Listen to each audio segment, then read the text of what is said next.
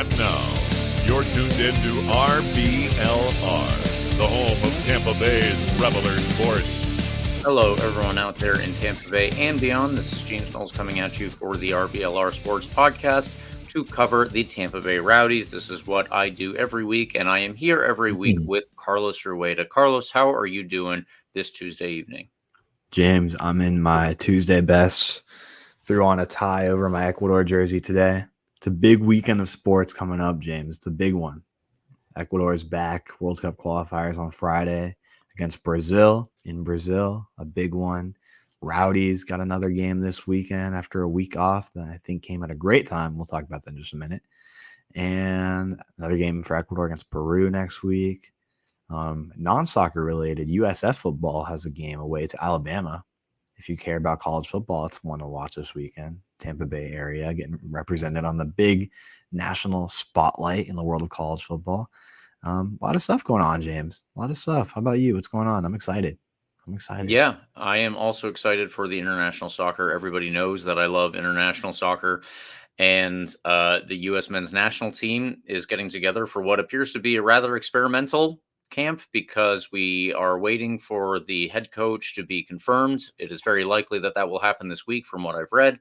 So I'm crossing my fingers and toes, and then he'll be able to see over this experimental roster in our friendlies as we actually hopefully gear up to host the World Cup rather well in a couple of years. But we're getting way ahead of ourselves, Carlos, because the Rowdies are the ones. Yeah, the Rowdies are the ones that we are focusing on, and they have a game much sooner than any of that. They have a game this Saturday, and that is what we are actually here to talk about. We don't have any reviews to do. As everyone knows who listened last week, we did not preview a game for this past weekend, so I guess we'll just skip over that section. But we do want to talk about where the team is now that we're in September, because it's actually getting real close to the playoffs, which is pretty surprising, but here we are. And we'll do that before we do our preview of the game this Saturday when the Rowdies will travel out to Colorado. If you have any Colorado listeners or any Colorado RBLR sports members, at least one in particular, just know that the Rowdies will be in that state to be so that you can cheer them on there. Also, we would like to say the next RBLR watch party is Saturday, September 21st. We will be playing Charleston Battery in Charleston, so RBLR will be hosting our own watch party in Berry House in Ybor. Please join us at the Berry House Beer Company, where they have award-winning beers. The pregame show starts at 6:45. The game itself starts at 7:30. There will be a halftime swag giveaway as well as beer pitcher specials. That is what we do when we go to Berry House, and that is how they help us out to bring more fans in the door and more fans for the Tampa Bay Rowdies, we hope. So please join us there. We will have more about that, obviously, on our social media, as well as when we get through the rest of this podcast.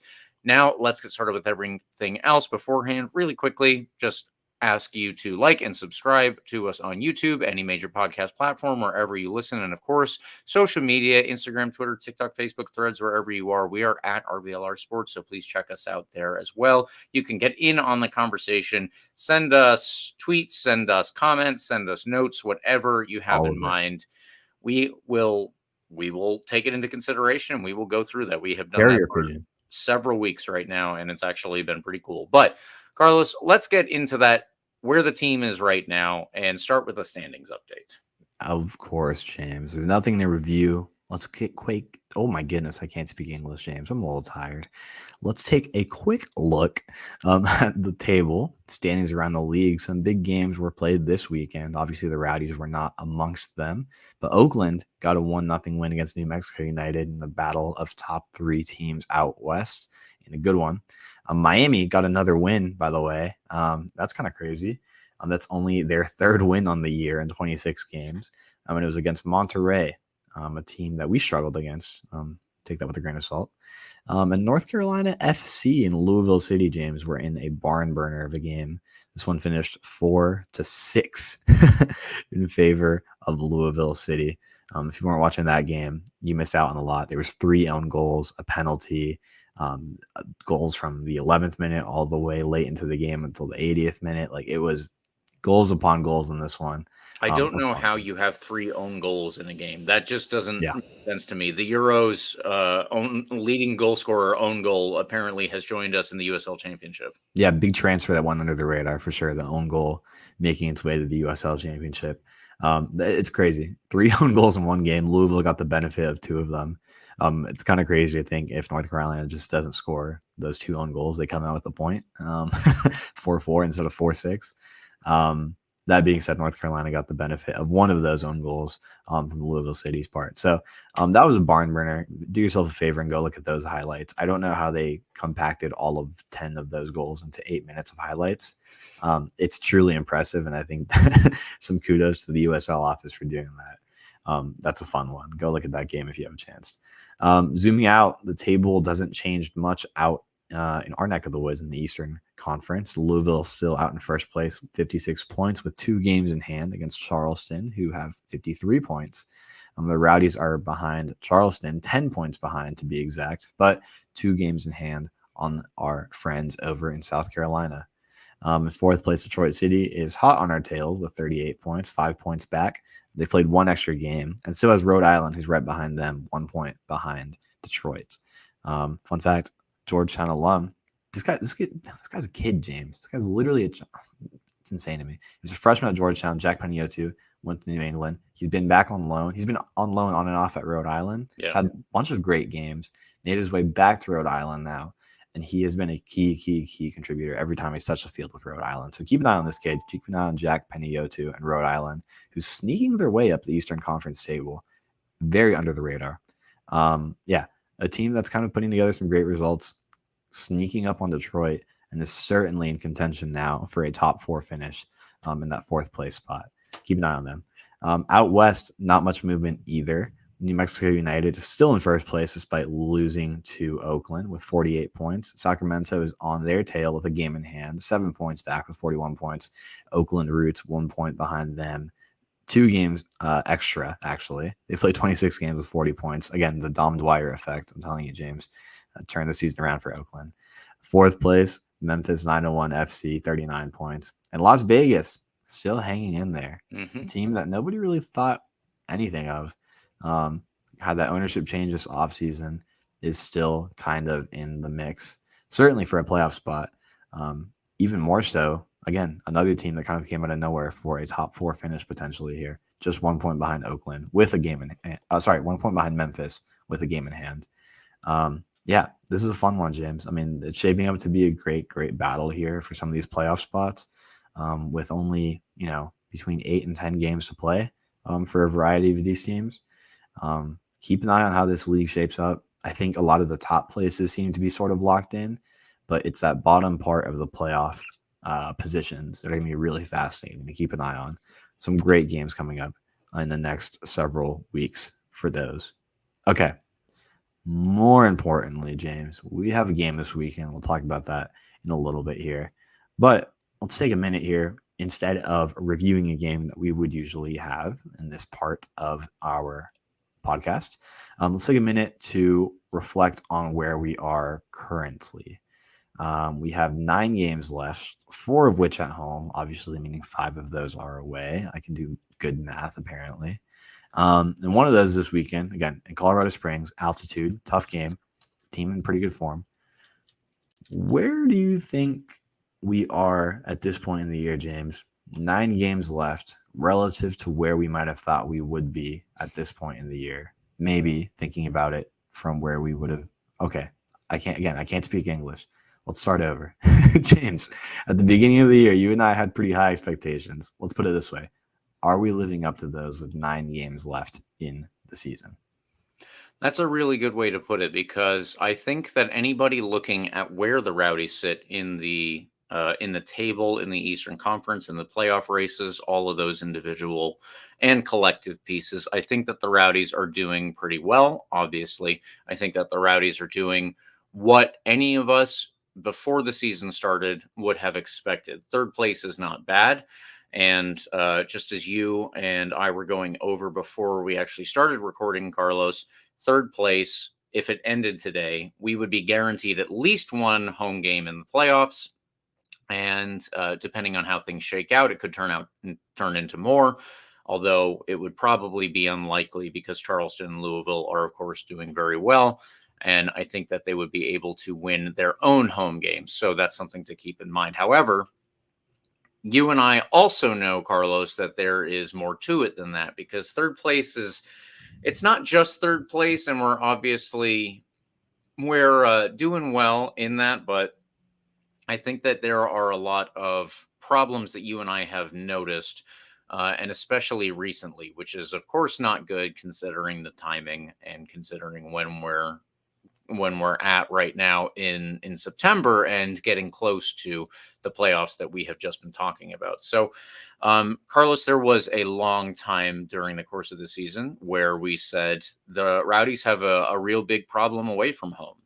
And then I think you and I actually looked at this a little bit differently, and we said, in fact, our record away from home is kind of comparative, kind of similar to a lot of the teams, including Louisville City. I think that they only have, well, based on last weekend, that might have changed. So they might have 3 wins away from home, if I'm not mistaken.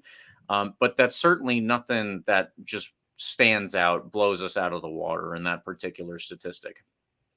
Going into it, I think that what it actually shows us right now is that the Rowdies probably have a problem at home as much as they do away from home.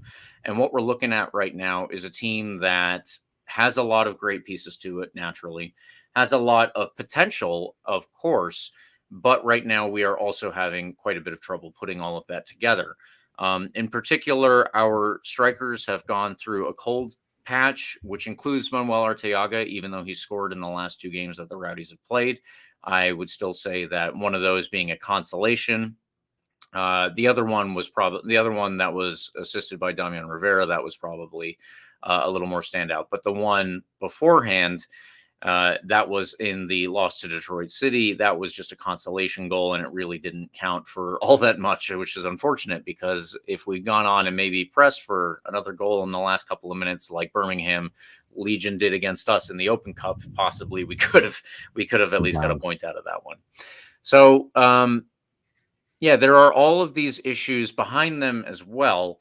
And I wouldn't say necessarily that the Rowdies have been found out. I don't think that there was much to find out between where we started this season, the way that we've played over the course of the last several months, and now.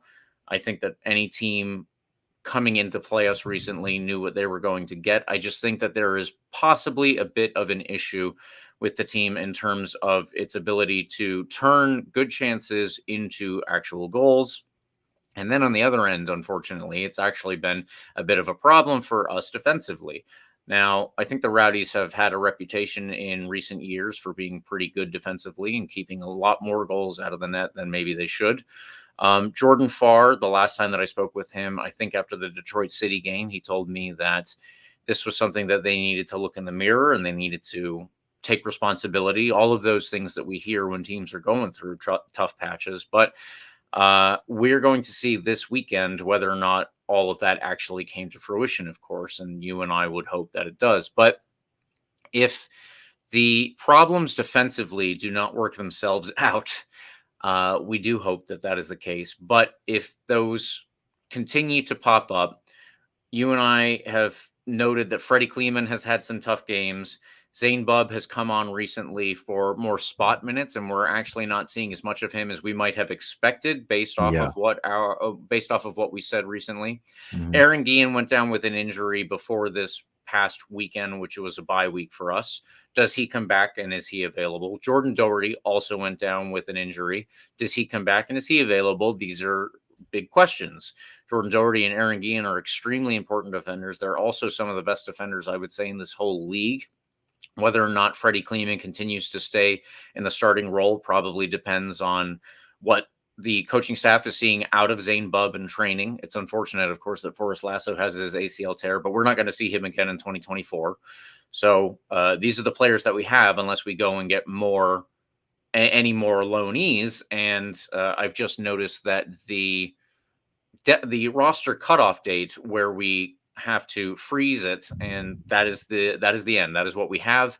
That is coming up in a couple of days, and I forget exactly which day it was, but the point is that we don't have a lot of time if we are going to bring in any more loanees. At this point, it doesn't look very likely just because there hasn't been a lot of chatter.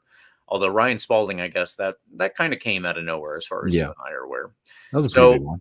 Yeah, Blake Bodley was the starting center back alongside Freddie Kleeman last week and Eddie Munjoma. Blake Bodley is a lot more attacking. We're probably not going to see him continue there if Aaron Guillen is available. Eddie Munjoma has been fantastic this year because of his versatility and his availability. Availability is really, really important when we've had the injuries and when we've had the other problems that we've had, including a silly red card, let's say, in one of the most recent games. So, yeah, there are a lot of problems with chopping and changing at the back. And then, of course, I don't need to rehash any further the issues that we've had up top, other than to just say, I don't think that our problem has been chance creation. I think that our problem has actually been putting it into the net when we get into good positions. Mm-hmm. And that comes with a little bit more confidence, probably. But let's hope that it also comes with a little bit more time on the training field where the team can settle themselves down and figure out maybe something's wrong here. What is it that's wrong? Let's pinpoint this and let's focus on that. That's something that you and I probably don't have the the qualifications to point out for a professional soccer team, but they do. Speak for yourself, James. I've dabbled in career mode on FIFA. Okay, that's true. That's true. You have mentioned that before. Yeah, I know how to put the fastest guys I have up top and play long balls over and spam that until I score 6 goals a game. So I think I know what I'm talking about. But I'll digress and leave it to Robbie Nielsen to figure it out because he gets paid to do that. That's a big one. James, here's a stat on something you just mentioned. Guess who leads the league in, quote, big chances missed, according to FOTMob? Ooh. Is it going to be a team that's near and dear to my heart? It is. It's a team we're talking about just now, actually. What a crazy coincidence. The Rowdies lead the USL Championship, according to FOTMob. Again, some of these chances can be sort of subjective. But at least according to this statistic, the Rowdies have missed 58 big chances this year. And again, when you think about big chances, we're kind of talking about those opportunities that, for lack of a better word, are big, right? Like they're the ones that you should be putting away more often than not. And the ones with the highest expected goal value. With the quality of players we have, like you said, James, maybe they're just going through a little bit of a cold streak. We've seen a good chunk of these chances being missed in the last few games. You look at your last 5, right? I kind of like to look at kind of where a team is by looking at their last 5 games. I feel like that's pretty standard. The Rowdies have 1 win in their last 5 with 2 very disappointing losses at home and 2 very meh draws away from home in their last 5. You look at those games, you look at in most of those cases, opportunities wasted, right? Again, we still got out of that Miami game with the win. We're talking about the worst team in the league, maybe ever. I think I saw a stat on X.com now that like categoric, like a points per game stat put Miami as like the 2nd worst ever USL team. Fun fact. I'm trying to remember. It was one of like the spot like Caribbean teams that existed very briefly. Antigua and Barbuda? It might be that one. That that was like arguably that might have had like less points per game one season. Doesn't matter. This season, again, the Rowdies have missed the Rowdies have missed 58 big chances. That could also be a skewed statistic because the Rowdies are creating a lot of chances, James. I think, like you said, it's not really a matter of a lack of chance creation.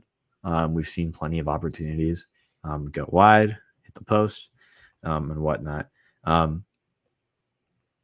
And then, again, take this stat slightly with a grain of salt because your number 2 and number 3 teams on this list are Louisville and Charleston, right? That being said, they've put more of those goals away. Obviously, Louisville scored more goals than us. Louisville's actually scored 67 goals this year, James, to our 43. And Charleston scored 58. Again, they've missed less of their chances. They're putting them away in greater numbers. That's just kind of how it works. And it just seems like the Rowdy Strikers, again, fantastic talent, fantastic quality, I think will kind of sort itself out. I think that's why this week in particular, as like the mental health week came at a great time, maybe we just need a quick reset, like literally a mental health break, just relax for a little bit, right? And see where we are when we come back. fun enough, actually, by the way, the fourth team on this list is Loudoun United. Apparently, they've created a ton of chances, but have missed significantly more chances than they've scored goals. So, yeah, take this stat with a grain of salt, but I think it's a really interesting thing I just came across when you mentioned that we're just really not finishing all of our chances despite creating many of those. But if you look at the other stats, like just looking at the stats across the league, right, the Rowdies have the third most goals per match, 1.7, again, behind Louisville and Charleston. They have the fifth best goals conceded per match number at 1.1. The fourth most clean sheets, right? The third most shots on target per match. Like, these are numbers that indicate a team that's doing really well. And, the table kind of points to that as well. I think you balance out those numbers and it feels like a third place team. So all of that being put together, I feel like the numbers that we've produced this year and where we are in the table is a long-winded way of saying I think it's very justified. Like, there's not really a ton of games that we should have absolutely won. Like, when we've lost games, it's because we've played poorly, not finished our opportunities. I think where we are at the table is a fair reflection of how the season has gone, if that makes any sense. I think it's totally justifiable, like fair for how we've done. Louisville and Charleston have been better teams, and for that reason, they're ahead of us on the table. They've put away those chances, again, that we're talking about here. Maybe had less injuries than us. I'm not really too sure about the Louisville and Charleston injury situation, but I know that's something that's been kind of a theme for us. Out west, it's always kind of frustrating looking at the West Coast teams, because I think if you put the Rowdies out west, we're the best team in the conference and kind of running away with it. I think they're pretty significantly better than New Mexico, despite New Mexico being on 48 points. But I could talk about that another day. More importantly, looking ahead at our next game this weekend, which, again, we'll talk about here in a minute, there's the injury question that you mentioned. The two most burning of those being Jordan Doherty and Aaron Guillen, right? Because our back line was like a makeshift thing in our last game, with Bodley being one of the three back there. Some other questions to ask, like maybe Zane Bubb gets more minutes if those guys aren't available. What are we going to do out on the left wing back spot now that Bodley's back and Spalding? That's a great problem to have, by the way. Like Bodley versus Ryan Spalding for the left wing back position. Yeah. With Pacific Nyongabir presumably being your go-to guy on the right. So that's a great problem to think about and a great thing to have with, a few games back-to-back next week. And one more I'll throw at you, James. Joshua Perez has kind of been coming off the bench a little more recently than we've seen him earlier, like throughout most of this year. Damian Rivera got the start last game and played really well. Do we ride with him in that spot? Joshua Perez keeps coming up. Do we keep him coming off the bench? There's some things to think about. There's some movement this week. And I think the biggest things to ask and keep an eye on are those injuries, like you said. I'm really curious to see what we do with that back line if Jordan Doherty and Guillen are not available. I don't want to spoil too much by Colorado Springs talking points, but Colorado Springs is at an altitude that I can't think of right now, but it's higher than what we normally play at. Yes, that'll be a factor. We're gonna need the dry air. Yeah, exactly. We're gonna have to worry about some depth, presumably. Like, players are gonna have to come off a little earlier than normal. Lots of things to think about at this point in the year. Eureka says 6,035 feet. Again, maybe not a huge factor with a week extra, break and rest. But something to think about too. So, all that being said, James, long-winded way of saying third place, maybe not where I would have hoped we are at this point in the year with the roster we have, the forwards we have. Manuel Arteaga, USL champion last year with Phoenix, incredible goal scorer. Kyle Jennings, proven goal scorer as well. He just gets hot, very quickly. So if we can find that rhythm, I don't see why we can't have a fantastic last 9 games. Are we going to catch up to Louisville? I mean, if you ask Robbie Nielsen, he said there's a chance, but I don't think so at this point in the year. Right. Charleston, 2 games in hand on them, with one of those being against Charleston coming up. Why not? I mean, it's possible. 9 games left, 2 games in hand on Charleston. I don't see why we can't maybe make a run at them. So there's still time to close out in a really, really high note. Still time to figure out some of these problems going into the playoffs. Again, maybe I'm getting too ahead of myself, but James, like we do on the podcast, it's all we do is get ahead of ourselves and talk about what's coming up. So there's time here. There's things to talk about with Bodley and Spalding, Joshua Perez, and Damian Rivera, maybe. There's good problems on this team, though, right? There's some depth at some positions, really good depth at some positions, and maybe not as much as we want right now at the back line. So we'll have to keep an eye on that. I truly don't know. I don't know if you've heard anything, James, about what the situation is with Doherty and Guillen. Again, I mentioned this on the last episode. I saw Guillen walking into the stadium, very fine, very good. Just casually asked him how he's doing. He says he's coming back really good. Should be back soon, quote unquote. So okay, we'll see how he does, how he looks. But yeah, I mean, if we're just reflecting right now on how the season's been, there's certainly moments that I wish we could have changed slightly. That would have put us in a different position, certainly kept us in the race with Louisville. Yeah. But the reality is we are where we are, and it's not a bad place to be. So many great players to have on this team, and I think we've been a little spoiled. I'm certainly blessed with the talent we have. So 9 games to really figure it out, to go into the playoffs with good momentum. This is a good time to have this break, James, for, again, all the reasons I've said, the mental health break, just maybe a reset. Jordan, Doherty, and Guillen having a chance to regroup and reset, having the extra week of recovery. That's huge, massive. So I think we're going to be okay. I'm looking forward to these last 9 games, truly. I think it'll be an exciting last home stretch. And certainly a good race for second place, which is going to be important. I want to put off that away game as long as possible. And if we have to go to Louisville, we've done it before. We can win over there, sure. But I want to put off that away game as long as possible. So big last 9 games coming up here, James. Yeah. For everybody listening to, if you're listening to this live, please share with us what you're thinking about where we are. I know the roller coaster of emotions has been all over the place this year, so I truly want to hear where everybody else's head's at, James. Did I miss anything? Anything else we should mention about where we are this year? Do you have any thoughts, James, about what you would do if you're Nielsen? Talking about Blake Bodley versus Ryan Spalding, by the way. This is a really fascinating question to me. These are 2 really, really good players. Yeah, specifically in relation to that, I know that Blake Bodley has been one of our top chance creators this year. At the same time, Ryan Spalding came in last week, and I think we only had him for 2 games. And if I'm not mistaken, I should have looked this up. I don't remember how many man of the match awards he already racked up just from 2 games, but I think that it was pretty good. Here we go. Ryan Spalding he was our man of the match so there are 2 of us, 4 options. He only got 1 out of those 2 games, but still it is not that bad. Yeah.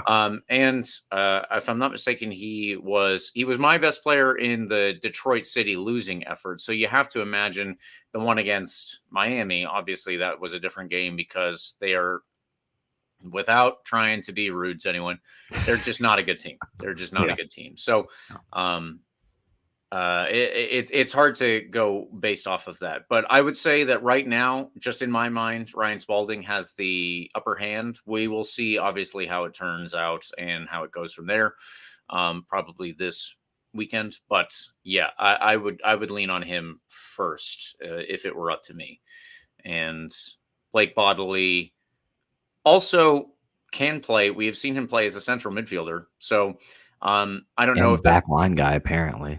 Yeah. I think that I would probably, if it came to it, I would probably want him to be in the central midfield more than the center of the defense. But either way, there are options for pretty much everybody in a lot of different positions, as long as they are available and not out injured. So that is where we are looking for this weekend to see who exactly is available.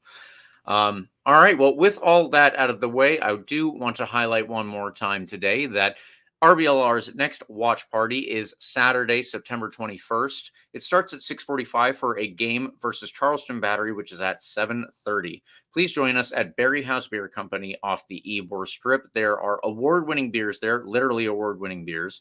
So please come check them out. There will be beer pitcher specials if you would like to take part in that. If you would not, there are still things for you because we will have a halftime swag giveaway, as well as ourselves, a live pregame show, and lots of fun to be had for everybody. So please come help us make that the most fun watch party that it can be on Saturday, September 21st. You will get lots more reminders here and on social media beforehand.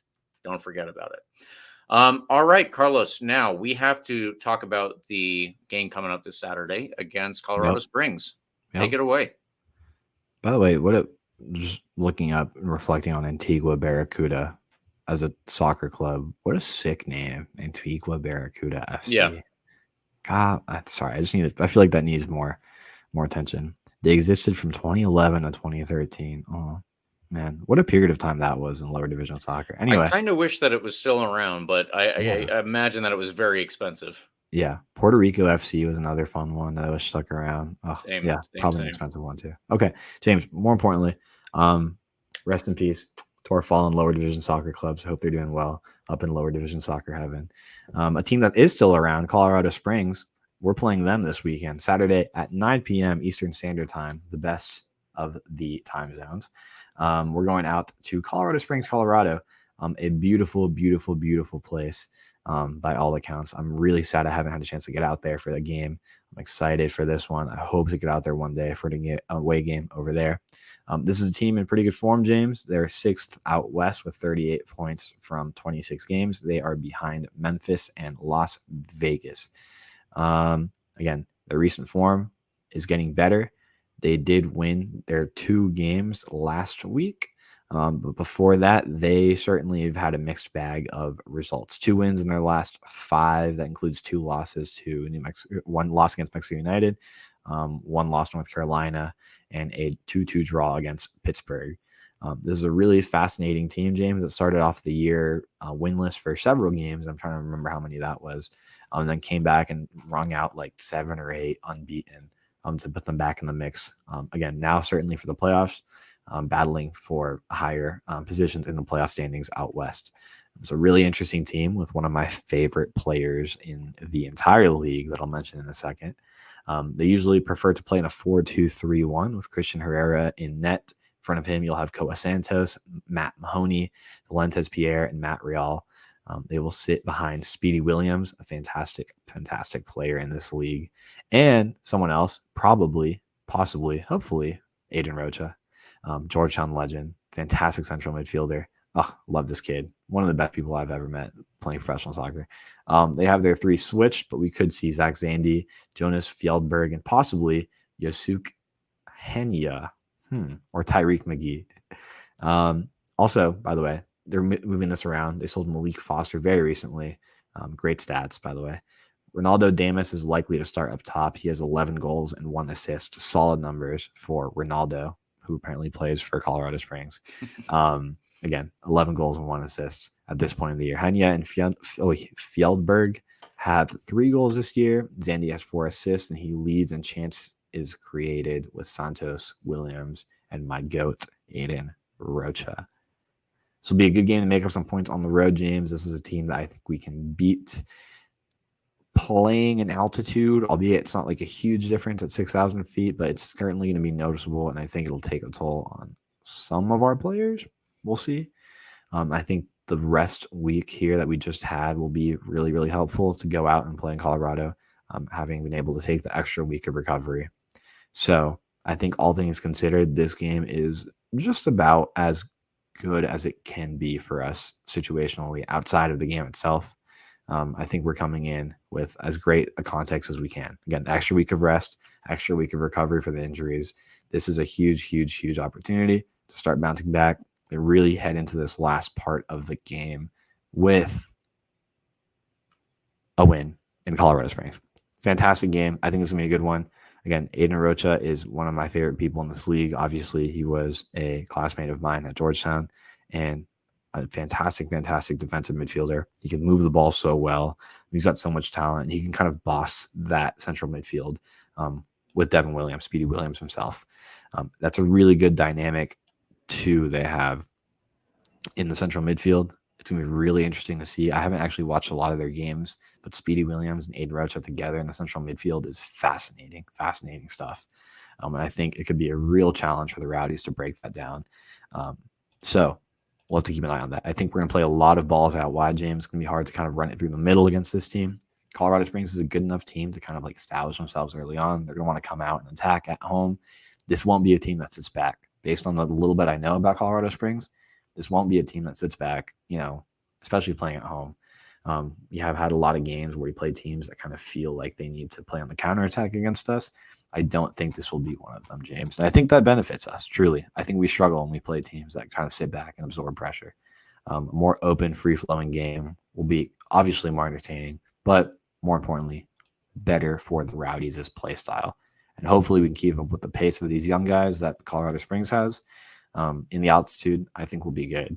James, what do you have to say about this game before we give our initial predictions? Yep. Well, there are a couple of things to note. I actually wrote this last week and I didn't realize all the timing, so I got a little bit of this wrong. But as you said, Malik Foster has been sold, and that had not happened when I originally put this up there. So I was furiously changing my notes here as we were talking earlier in this episode. Either way, he is gone, and so are his 4 goals. And if I'm not mistaken, 3 assists on the season. That means that Colorado Springs have had to change the middle 3, like you already mentioned. Previously, they were kind of going with Jonas Fjällberg, Zach Zandy, and Malik Foster as those 3. Yosuke Hanya was the one who stepped in immediately when Foster went out. So it's not like they don't have a bad play, or they don't have a good player to step in afterwards. He was, I think, on the same number of goals, 3 goals for him. So Hanya is still going to be an important player for them. Tyreek McGee supposedly had a very good game last week. In fact, Colorado Springs played 2 games last week, and according to John Morrissey, they not only outscored their opponents 7-1, but, and I will just quote here because it is easier to do that, between the 2 games, Chambers being their manager, Chambers side conceded 1 goal and just 1.5 XG. So it should be noted that they actually possibly have improved things since selling Malik Foster. They're going to be very aggressive when they don't have the ball. They will be trying to press and win it back against us in good positions. That is another thing that can hurt us, just like it can hurt any team. But presumably, we are a team that is good enough to play through an opposition press and try and suck them in to our own end so that we can actually play through that and get past it and give ourselves some space on the other side, which would be closer to their goal, and hopefully give ourselves some more good chances that we can find a goal. I'm interested to see how we do with the altitude there, and also it just kind of, when you're used to the humidity of Florida and you go out to Colorado like I did in June of this year, you may end up just getting nosebleeds walking around because it is so dry. So it'll be just one more thing for the Rowdies players to get a little bit more used to as they try to get through this game and huff and puff their way through 90 minutes. Hopefully we can withstand their pressure and onslaught when they don't have the ball and we are trying to build possession. That's going to be the biggest thing, I guess, from Colorado Springs. When we have the ball, they will be trying to win it back, and they will be trying to create scoring chances off of that. And if we can defend it, obviously, or if we can just pass through it, then that will bode well for us, not only in this game, but I think potentially in games to come. So with all of that said, Carlos, I think that we are ready now to hop into the predictions, and I will let you lead it off.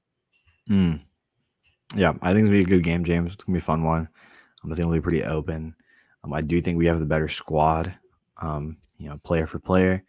As much, as I love Aiden Rocha, I think we just kind of out-talent them, on an on-paper level. On the field, it's going to be a little tougher than that, obviously. We've talked about the altitude. It's their home field. They know how to play there. It looks like a really pretty stadium, by the way. I really do want to get out there at some point. It'll be a good one. I think it'll be open. I think we're going to win this one 2-0. That's my prediction, and I'm hopeful. I think our back line will have a good performance. I'm kind of banking on at least one of either Jordan Doherty or Aaron Guillen being back and playing, and, allowing Blake Bodley to not be on the back line. Yeah, maybe Zane Bubb gets minutes too. Kind of free up Eddie Manjoma to come in later if he doesn't want to play on the back line. Or sorry, if Robbie Nielsen doesn't want to play on the back line. There's a lot of potential for movement here. And with this extra week, I think it'll be good for this injury recovery. I think it'll be good for allowing Robbie Nielsen to kind of play the players he wants to play and the system he wants to play. I think we're going to be all right in this one. That being said, it'll be a tough game. I think it will be very open, like I've said, and it'll be tight. I think that second goal comes like later in the game. We score an early goal in the first half. That second goal is kind of like the nail in the coffin later in the game. Yeah, that's what I'm going to say. Okay. We need Cal Jennings and Arteaga to really like kind of lock in for the last 9 games. I think hopefully 1-1 is my prediction. Yeah, I would like to see that. That would be fantastic for both of their confidence, obviously, and it would mean that what they were working on the training field has paid off as well. All very positive there.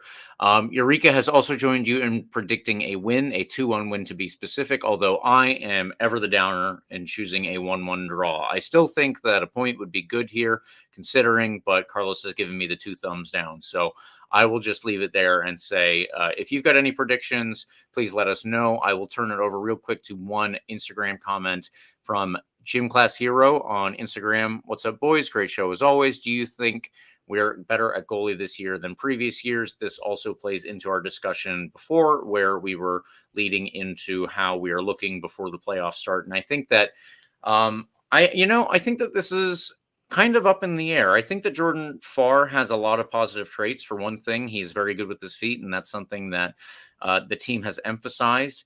I know that he has 1 assist on the year, so that's kind of fun. Would be cool if that could turn into more, but that's a lot to ask for a goalkeeper, obviously. So it's not a demand I'm making. But at the same time, I think that we definitely have had players in that position who have had more standout years.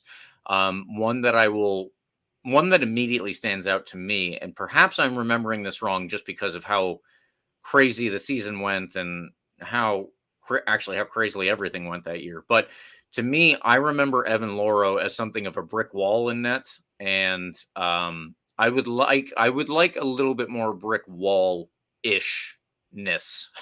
There we go, wallishness to Jordan Farr, and I think that he's very commanding of his box. I think that he is very confident in coming out to get the ball, but he also does miss it sometimes. Literally, we have seen him come out of his box to try and clear a ball and whiff on that. I think twice. One of those at least was a goal.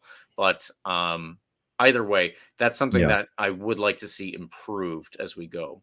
Here's a comment on the Evan Loro brick wall-edness of that 2021 year too. I think he had what to this day feels, and still I think numbers-wise points to being the best Rowdies back line we've had, which was again we still have 2 of those players, by the way, Aaron Guillen and Forrest Lasso.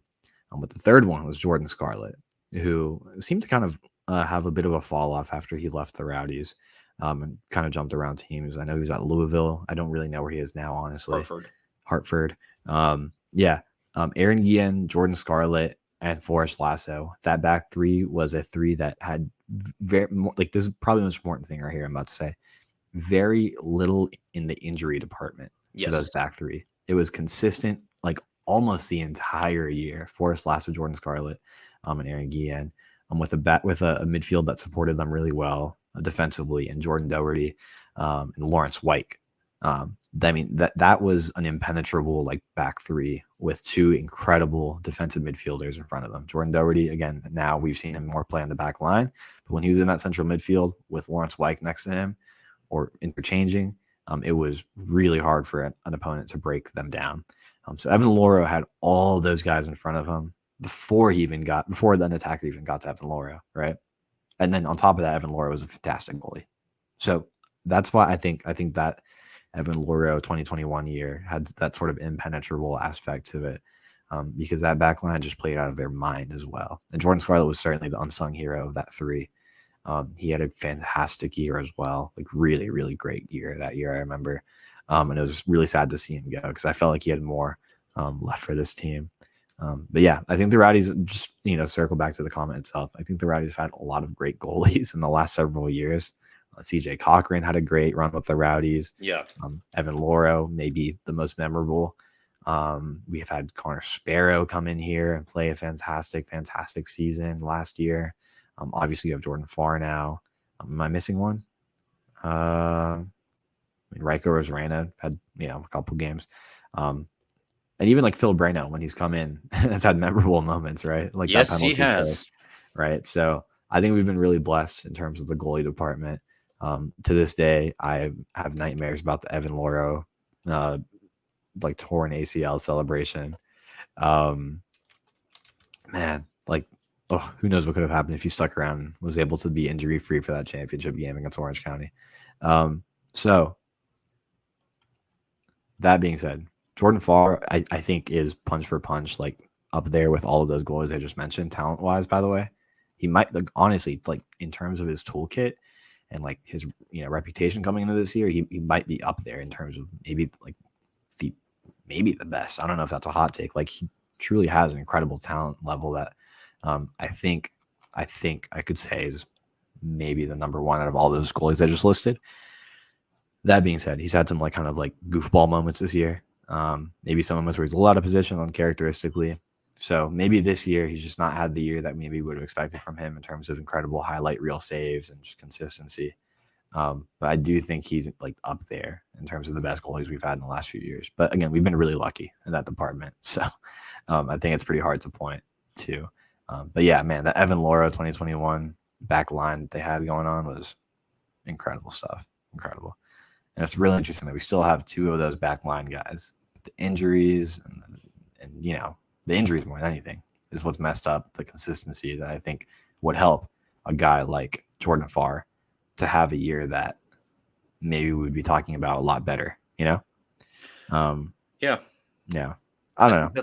I think that's a really important point to this, because obviously a goalkeeper is not just, you can have a goalkeeper who can perform the way, let's say, Martin Paz did in the Rowdies game versus FC Dallas in the Open Cup earlier this year, where we had a lot of shots and he stood on his head that night. But it's unsustainable to do that over the course of a whole season. Even if Jordan Farr were standing on his head, you can't do that if your players in front of you are letting you down. And we've had so many changes to the back line. So I think that that's actually super important, Carlos. That is very good. That is a very good point. I want to throw that in there because I've seen some Jordan Farr slander this year on Twitter. And I'm just like, man, like he's such a good goalie. I think we really did make the right signing going out and getting him. And I don't think it's like close. I think that was the best goalie on the market. So I was really excited, and I still am excited to have him on this team. The backline consistency, I think, is the biggest thing there. But James, I digress. We'll save the rest of that for another day. Well, no, I think you're spot on. But either way, we'll leave it there because the point is succinct and it is made. Let's do our extra time segment here and start off by saying that the U.S. men's national team, as I mentioned earlier, have 2 games coming up this weekend, first on Saturday and then on Tuesday. Let's go USA. Let's see how this goes. And I'm really hoping that Mauricio Pochettino actually gets announced this week. Carlos, I will turn the next point over to you because it is of your interest. Oh, yeah. The greatest national team in the world has 2 games upcoming. Ecuador against Brazil on Friday in a banger of a game. Maybe the worst Brazil squad in terms of like performances. I don't think roster wise. I think that's a stretch. Insane names on that roster still, but performances and cohesiveness, maybe the worst Brazil side in a little while. Ecuador has never gotten any points in Brazil in World Cup qualifiers. Not a win, not a tie, nothing. I think this is certainly the time for that. A new coach for Ecuador, Sebastián Becasese, an Argentinian guy with a pretty good reputation, was Sampaoli's Sampaoli's assistant coach for the Argentinian national team. Won an international cup with a pretty small team in Buenos Aires, Defensa y Justicia. He was able to win the Copa Sudamericana with them. So he has some great accolades, great reputation. Younger coach with great energy, good head on his shoulders. This is quite the challenge for a debut game in Brazil for him with this Ecuador national team. I'm excited to see what he can do, though. He also, by the way, changed up the roster call-up a little bit. The Ecuador team currently is a young team. He went even younger somehow. Brought out some kids from around the world. A lot of kids playing in the Belgian league. a few from MLS, Patrickson Delgado, the FC Dallas player who had the golazo against us in the U.S. Open Cup game a couple months ago. He made the call up. I like to say that goal he scored against the Rowdies put him on the radar again. We can say that. We can say whatever we want about whatever we want. Yeah. So he got called up to the national team. Like some really great young talent on this team. He's really trending young. Bringing Enner Valencia back still. Trusting him to lead the team still with that captain energy that he has. Just a really fascinating team that is certainly amongst the best in South America. They currently sit in, let me fact check myself. I want to say 5th place in the qualifiers. Actually 1 point ahead of Brazil, who is in 6th place. It's going to be a pretty interesting game on Friday. Keep in mind that with the expanded World Cup, the top 6 teams in South America automatically qualify, with the 7th place team playing in a playoff. So it's a lot of teams making it. It's going to be easier, but you can't really slow down too much. You never really know in South America. They could switch up on a dime. So it's going to be a great one. Great one against Brazil. On Friday. Peru on Tuesday, which should be an easy win, hopefully for Ecuador at home. Peru is terrible right now, James. Oh my goodness, this is probably one of the worst Peru teams we've seen in a long time. Yeah. The bottom 3 to 4 teams in South America, there's a big gap between the top 6 and the bottom 4 right now. Paraguay, Chile, Bolivia, Peru are amongst having some of their worst moments in the last several decades. Brazil, is having a bad moment, but it's still Brazil, right? Right, exactly. So Argentina, Uruguay, Colombia, Venezuela, Ecuador, Brazil, all having good teams. Brazil, okay, but those top 5, Venezuela is having a great, great team. Ecuador has a great team. Colombia, obviously, South America is fascinating right now in the world of soccer games. Keep an eye on these qualifiers and watch all the games you can because they're going to be good. I think that is a good place to leave that point. Watch them all if you can, and I will certainly be doing so. Another couple games that you can watch if you have the time, if you have the attention span. We are listing a lot of soccer, I know, but the U.S. Youth National Team contingent continues as the under-20 women's national team is playing in the under-20 World Cup that is currently going on actually in Colombia. So we lost our first game against Spain. It should be noted that Spain has won everything on the women's side recently. They have, except for the Olympics. Obviously, we won that at the senior level. But on the men's side, the Spanish team is also killing it. So that's very good competition. And going out and losing to Spain in your first game kind of sucks. But honestly, that's not so bad. Let's hope that the U.S. women's national team at the under-20 level can win their next 2 games and then go on and hopefully make the final and win that, even if it is against Spain, which honestly, at this point, it might as well be. Tune into those. I believe they are on Fox channels and Fox Sports channels. The last thing that we wanted to hit on, very interesting, and Eureka brought this to our attention. Thank you, producer, for helping us out here. Neil Collins, if you remember that name, he was appointed head coach at Raith Rovers of the Scottish second tier on a 3-year contract. If you haven't heard of Raith Rovers, it's okay. They play, like I said, in the Scottish second tier in a town called Kirkcaldy. It's not spelled the way that you think it is based off of how I said that. But I was in Scotland last year, and my wife and I saw their stadium when we were on the train going to another city, Dundee, where my dad is from. So Kirkcaldy is an interesting town, and their team, I'm just being honest, going through the roster here, it's not all of that compelling, but it is better than where they're sitting right now. They are currently 9th of 10 teams in the second division after 4 games. It's very early, and I just saw in some other publication that their manager was controversially sacked after just 1 month. And I said, I guess that is kind of weird. Little did I know, it was probably because Neil Collins was available to them and they had reached out to him. Neil Collins is a guy who has a pretty good resume as a manager, obviously a very good resume as a player as well. I think that Raith Rovers saw a chance to bring somebody in who could get them higher up the table, and they went ahead and did it. So I'm still going to obviously wish him the best of luck there. I hope that he can bring in some younger Scottish players and turn their fortunes around that way. I know that Rangers need to get some of their players out on loan so that they can get some game time.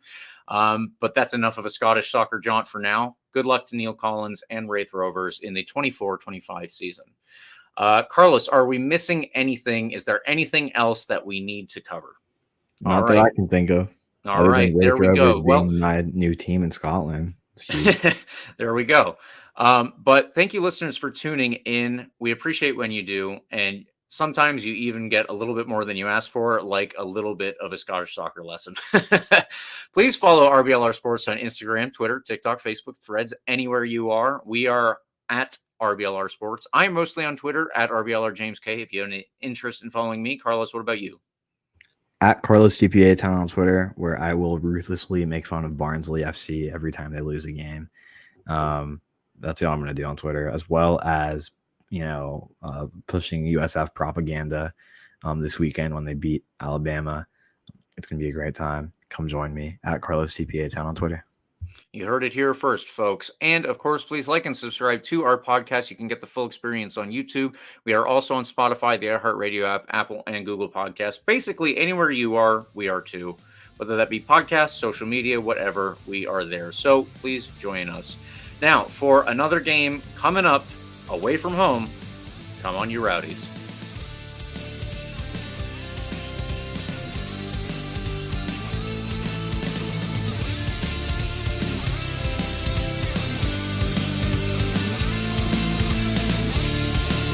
Thank you for tuning into this presentation by RBLR Sports. On your way out of the stadium, please remember to like and subscribe.